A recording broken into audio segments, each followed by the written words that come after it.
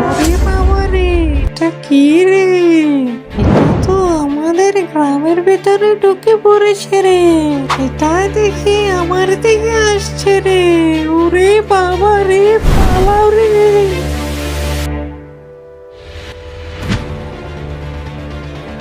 গ্রামের সবাইকে গিয়ে বলতে হবে গ্রামের ভিতরে অদ্ভুত প্রাণী ঢুকে পড়েছে রে।